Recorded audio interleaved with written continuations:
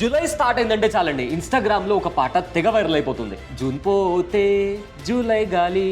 కానీ జూన్ పోతే జూలై గాలి కాదండి. జూలై 1 నుంచి మన ఫినాన్షియల్ లైఫ్లో చాలా కొత్త మార్పులు రాబోతున్నాయి. RBI, banks, post office, passport, LPG, EPFO ఇలా ప్రతి గవర్నమెంట్ డిపార్ట్మెంట్లో చాలా కొత్త మార్పులు రాబోతున్నాయి. ఆ మార్పుల కారణంగా మన మంత్లీ బడ్జెట్ పైన అండ్ మన ఫినాన్షియల్ లైఫ్ పైన ఎంతో కొంత ఇంపాక్ట్ ఉండే అవకాశం ఉంది. సో ఈ రూల్స్ మీకు తెలియకపోతే మీకు 5,000 రూపాయల పెనాల్టీ పడే అవకాశం ఉంది. ఇందులో ఉండే ఒక అప్డేట్ గురించి మీకు తెలియకపోతే మీ క్రెడిట్ కార్డ్ కి సంబంధించిన బెనిఫిట్స్ మీరు కోల్పోయే ప్రమాదం కూడా ఉంది. And also LPG, post office, passport, EPFO లాంటి సర్వీసెస్ యూజ్ చేసిన ప్రతి ఒక్కరూ కంపల్సరీగా తెలుసుకోవాల్సిన కొన్ని ఇంపార్టెంట్ చేంజెస్ కూడా ఉన్నాయండి. కాబట్టి జూలై 1 నుంచి అమల్లోకి రాబోతున్న టాప్ 10 ఇంపార్టెంట్ చేంజెస్ గురించి మనం ఇవాల్టి వీడియోలో మాట్లాడుకోబోతున్నాం. ఏంటా చేంజెస్, ఎవరికి అప్లై అవుతాయి, మనం ఏం చేయాలి, ఎలాంటి జాగ్రత్తలు తీసుకోవాలి, వాటి గురించే ఈ వీడియోలో డీటెయిల్ గా మాట్లాడుకుందాం. సో ఈ వీడియో ఖచ్చితంగా ప్రతి ఒక్కరికి యూజ్ అవుతుంది. స్కిప్ చేయకుండా ఎండ్ వరకు చూడండి. హాయ్, నా పేరు Abulai Syed. Let's get started.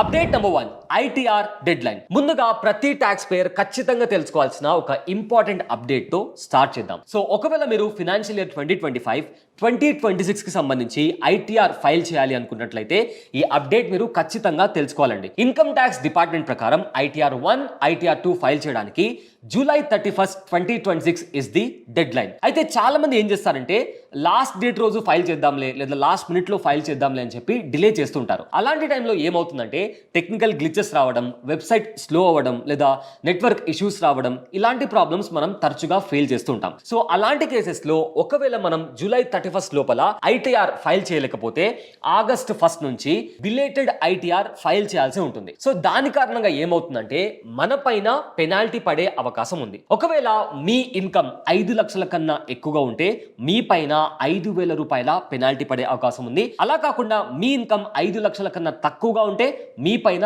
1,000 రూపాయల పెనాల్టీ పడే అవకాశం ఉంది. అంతేకాదండి, ఒకవేళ మీరు జూలై 31 తర్వాత ఇన్కమ్ ట్యాక్స్ రిటర్న్స్ ఫైల్ చేస్తున్నట్లయితే మీరు కొన్ని ట్యాక్స్ బెనిఫిట్స్ ని కూడా కోల్పోయే ప్రమాదం ఉంది. అందుకే ఎవరైతే ఫినాన్షియల్ ఇయర్ 2025, 2026 కి సంబంధించి ఐటీఆర్ ఫైల్ చేయాలి అనుకుంటున్నారో వాళ్ళు జూలై 31 లోపల ఐటీఆర్ ఫైల్ చేస్తే బెటర్.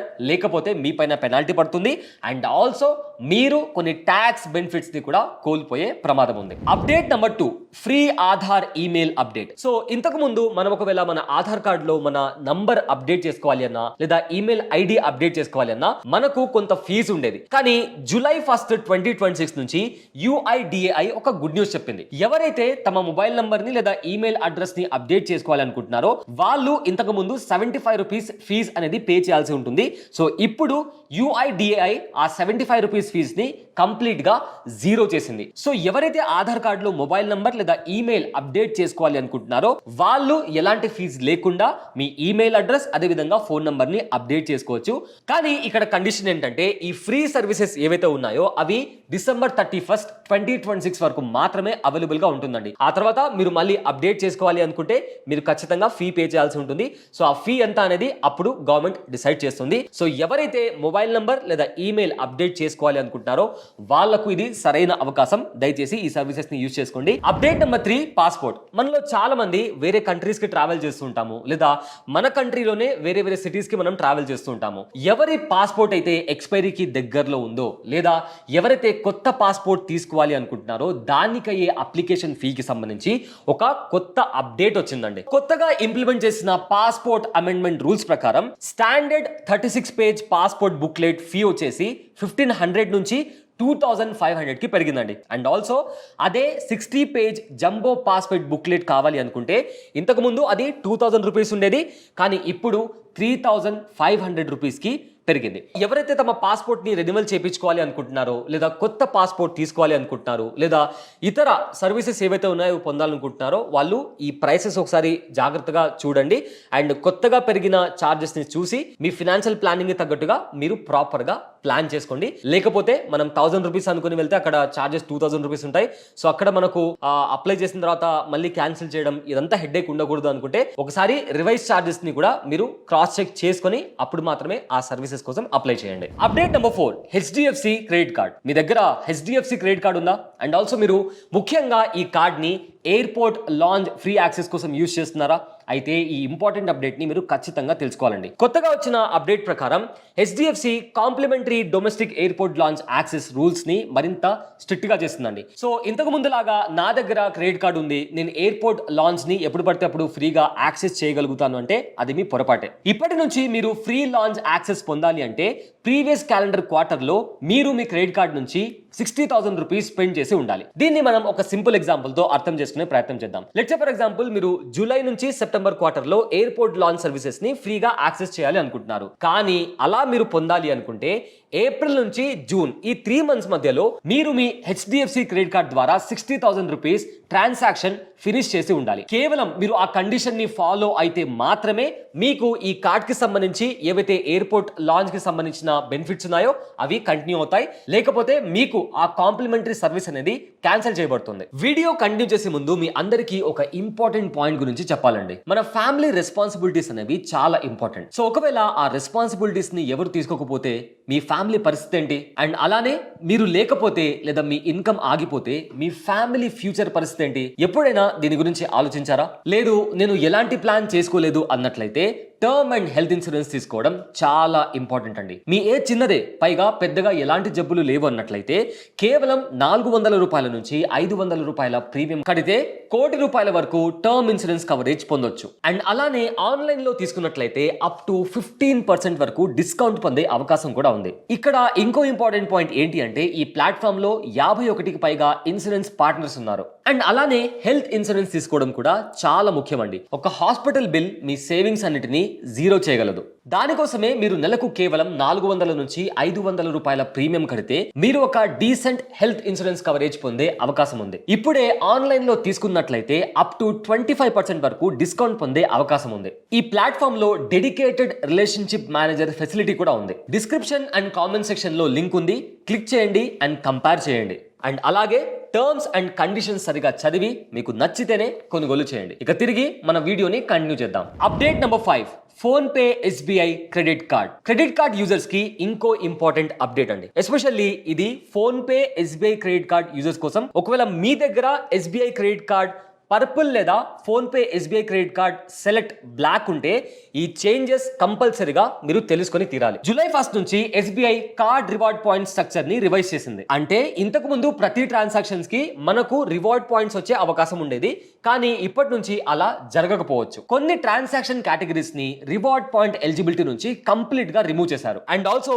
ఇంకా కొన్ని కేటగిరీస్ లో రివార్డ్ పాయింట్స్ ఎర్నింగ్ మీద లిమిట్ కూడా ఇంట్రొడ్యూస్ చేశారు. సింపుల్ గా చెప్పాలి అంటే మీరు ఒకవేళ ఈ కార్డ్స్ యూస్ చేసి ఆన్లైన్ షాపింగ్, డైలీ షాపింగ్ లేదా రెగ్యులర్ ఎక్స్పెన్సెస్ కోసం ఈ కార్డ్ యూస్ చేసేటప్పుడు ఇంతకు ముందు మనకు కొన్ని రివార్డ్ పాయింట్స్ వచ్చేవి, కానీ ఇప్పటి నుంచి ప్రతి ట్రాన్సాక్షన్స్ కి ఆ రివార్డ్ పాయింట్స్ వచ్చే అవకాశం ఉండకపోవచ్చు. కాబట్టి మీ స్పెండింగ్ ప్యాటర్న్ ని ఒకసారి రివ్యూ చేసుకోండి. అండ్ ఆల్సో మీరు క్రెడిట్ కార్డ్ యూస్ చేసే ముందు అప్డేటెడ్ రివార్డ్ రూల్స్ ని తెలుసుకోవడం చాలా important. Update number 6, post office interest rate. So ఎవరైతే పోస్ట్ ఆఫీస్ సేవింగ్ స్కీమ్ లో ఇన్వెస్ట్ చేస్తుంటారో వాళ్ళు ఈ అప్డేట్ గురించి ఖచ్చితంగా తెలుసుకోవాలండి. ఎందుకంటే గవర్నమెంట్ ఈ పోస్ట్ ఆఫీస్ సేవింగ్ స్కీమ్ కి సంబంధించి ప్రతి క్వార్టర్ కి అంటే ప్రతి 3 నెలలకు ఒకసారి ఇంట్రెస్ట్ రేట్ ని చేంజ్ చేయాలా లేదా అని ఆలోచిస్తూ ఉంటుంది. సో ఇప్పుడు కూడా జూలై నుంచి సెప్టెంబర్ మధ్యలో ఇంట్రెస్ట్ రేట్ కి సంబంధించి గవర్నమెంట్ ఎలాంటి చేంజెస్ ని చేయలేదండి. అంటే జూలై 2026 నుంచి సెప్టెంబర్ 2026 వరకు పోస్ట్ ఆఫీస్ సేవింగ్ స్కీమ్ కి సంబంధించి ఇంట్రెస్ట్ రేట్స్ లో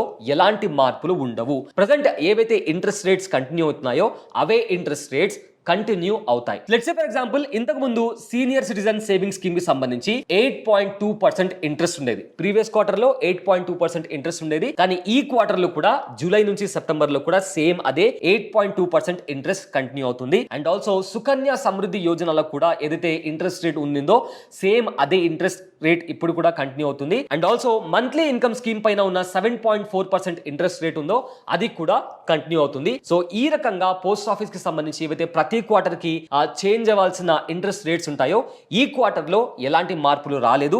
ప్రీవియస్ క్వార్టర్ లో ఎంతైతే ఇంట్రెస్ట్ రేట్ ఉందో ఈ క్వార్టర్ లో కూడా అదే ఇంట్రెస్ట్ రేట్ కంటిన్యూ అవుతుంది. అండ్ ఆల్సో ఒకవేళ అక్టోబర్ నుంచి డిసెంబర్ మధ్యలో ఈ పోస్ట్ ఆఫీస్ ఇంట్రెస్ట్ రేట్ కి సంబంధించి ఏదైనా చేంజెస్ ఉన్నా, గవర్నమెంట్ దాంట్లో ఏమైనా మార్పులు చేసినా ఖచ్చితంగా దానికి సంబంధించిన ఇన్ఫర్మేషన్ మీకు అప్డేట్ ఖచ్చితంగా ఇస్తాను. అండ్ దానికి సంబంధించిన వీడియో కూడా మీరు మన ఛానల్లో చూడొచ్చు. Update number 7, Indian railways strict penalties. So ఒకవేళ మీరు రెగ్యులర్ గా ట్రైన్ లో ట్రావెల్ చేసిన వాళ్ళైతే మీరు ఖచ్చితంగా ఈ రూల్స్ గురించి తెలుసుకోవాలి. సో జూలై 1, 2026 నుంచి ఇండియన్ రైల్వేస్ వయలేషన్స్ కి సంబంధించి ఒకవేళ మనం రైల్వే స్టేషన్స్ లో మనం రూల్స్ ని బ్రేక్ చేసినా లేదా ట్రైన్స్ లో మనం రూల్స్ ని బ్రేక్ చేసినా దానిపైన ఉండే పెనాల్టీకి సంబంధించి ఇండియన్ రైల్వేస్ కొన్ని స్ట్రిక్ట్ రూల్స్ ని తీసుకొచ్చింది. ఫర్ ఎగ్జాంపుల్, ఒకవేళ మీరు ప్రొహిబిటెడ్ లేదా డేంజరస్ గూడ్స్ ట్రైన్ లో క్యారీ చేస్తే పెనాల్టీ ఇప్పుడు ఇంకా ఎక్కువగా ఉండొచ్చు. లెట్స్ సే ఫర్ ఎగ్జాంపుల్, మీరు ట్రైన్ లో ఒక గ్యాస్ సిలిండర్ తో ట్రావెల్ చేస్తున్నారు అనుకుందాం. సో మనకు ట్రైన్ లో అది ప్రొహిబిటెడ్. సో మీరు అలాంటి ఒక గూడ్స్ తో మీరు ట్రావెల్ చేస్తున్నట్లయితే ఇంతకు ముందు ఉన్న పెనాల్టీతో కంపేర్ చేసుకుంటే ఇప్పుడున్న పెనాల్టీ ఇంకాస్త ఎక్కువగా ఉండే అవకాశం ఉంది. అంతేకాదండి,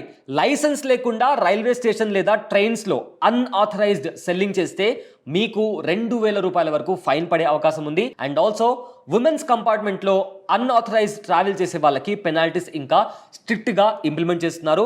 ఓవరాల్ గా రైల్వే ఆబ్జెక్టివ్ ఒకటేనండి, ప్యాసింజర్ సేఫ్టీ ఇంప్రూవ్ చేయడానికి ఈ స్ట్రిక్ట్ రూల్స్ ని ఇంప్లిమెంట్ చేయబోతున్నారు. సో మీరు ట్రైన్ లో ట్రావెల్ చేసే ముందు లైటర్స్ గానీ, గ్యాస్ సిలిండర్స్ గానీ, కొన్ని ప్రొహిబిటెడ్ గూడ్స్ ఉంటాయి, వాటిని క్యారీ చేయకండి.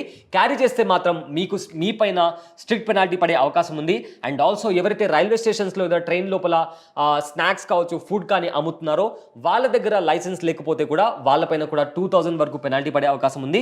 సో ఏవైతే రూల్స్ అండ్ రెగ్యులేషన్స్ ఉన్నాయో ఒకసారి జాగ్రత్తగా తెలుసుకోండి.